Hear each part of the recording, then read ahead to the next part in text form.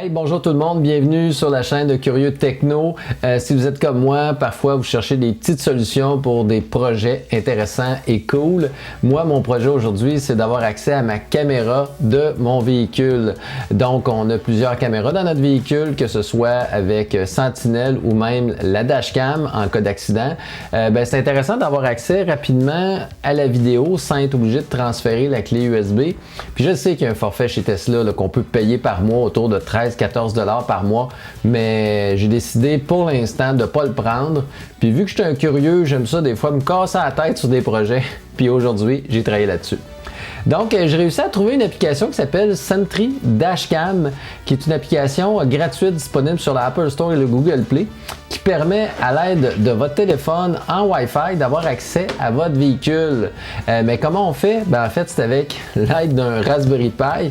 Donc, un petit Raspberry Pi comme celui-ci, un Raspberry Pi 4 que j'ai pris. Actuellement, c'est en version bêta. La compagnie nous permet d'avoir accès à la version, l'écriture, en fait, l'image qu'on peut télécharger et le placer sur votre Raspberry Pi.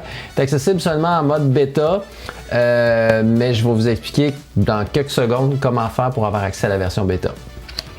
J'ai également ici un petit Raspberry Pi 0. Super cool, consomme beaucoup moins d'énergie, évidemment, il est moins performant. La compagnie Sentry Dashcam travaille sur une version. Moi, tantôt, j'ai dit, on va l'essayer, mais ça n'a pas fonctionné. Je vais peut-être retravailler pour voir si je serais capable de le faire fonctionner, parce que c'est vraiment petit là, dans le véhicule, avec son petit couvert là, qui va avec.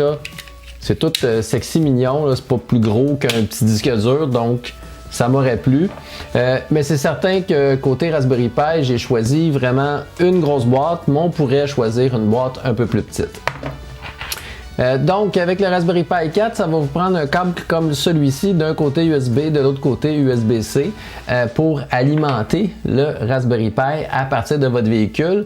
La compagnie qui fabrique le logiciel de Sentry Dashcam, eux recommandent fortement d'utiliser un Power Hat qui va permettre d'alimenter à partir d'un deuxième câble USB votre Raspberry Pi pour lui donner un petit peu plus de puissance, qui fait en sorte que le processeur va être beaucoup plus rapide, puis l'application va être beaucoup plus réactive. Donc, je vous recommande ça, mais moi, j'étais trop pressé de l'essayer, donc ça ne me dérangeait pas que ce soit slow dans ma première étape, mais j'ai commandé déjà sur Amazon le Power Hat que je vais être capable de piner dessus puis brancher dans mon véhicule. Donc, pour ce faire, dans le champ de description de la vidéo, je vais vous donner le lien, c'est sentrydashcam.com.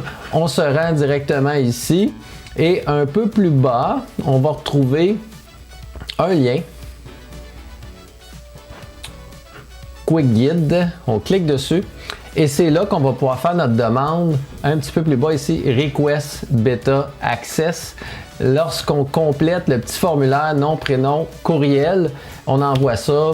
La compagnie nous envoie à peu près 2 jours après, 3 jours, nous envoie un URL pour télécharger le zip qui contient l'image de votre Raspberry Pi. Moi, de mon côté, je l'avais déjà. Donc, j'ai choisi mon image et j'utilise l'application Balena Etcher, qui est une application qui permet de graver des images sur une carte SD comme celle-ci. Moi, j'ai acheté une carte SD comme il recommandait, de 128 GB. Je pense que c'est suffisant. Vous pouvez aller plus gros, mais juste pour vous donner un ordre de grandeur, j'ai payé environ 30 $ pour 128 GB.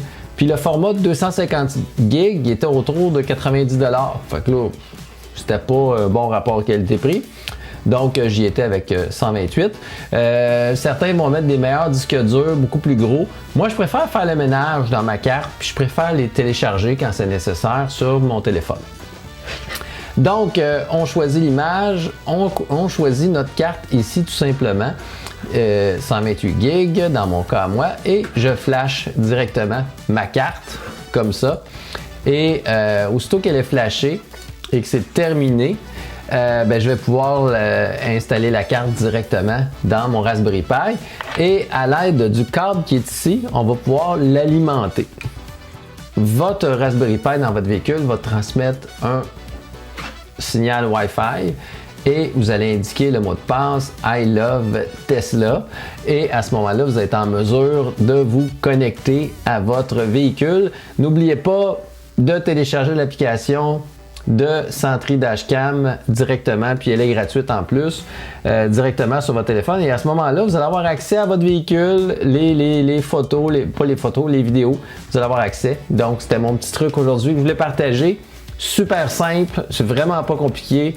Il n'y a pas de configuration complexe. Je sais qu'il y a d'autres compagnies qui ont fait des images comme celle-ci, que j'ai expérimenté, mais que j'aimais moins.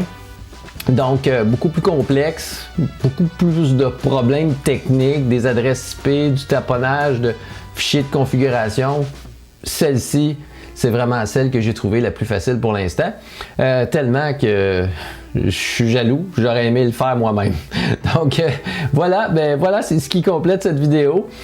Si vous l'avez aimé, ce petit truc que je vous ai partagé, n'hésitez pas à l'inscrire dans les commentaires, vous abonner à ma chaîne également. Si jamais vous avez d'autres idées comme ça, comme la mienne, à me partager, vous aimeriez que je fasse des recherches sur un sujet précis, n'hésitez pas à aussi me les soumettre dans le champ commentaire. Et abonnez-vous à ma chaîne. Merci. Bye bye les curieux.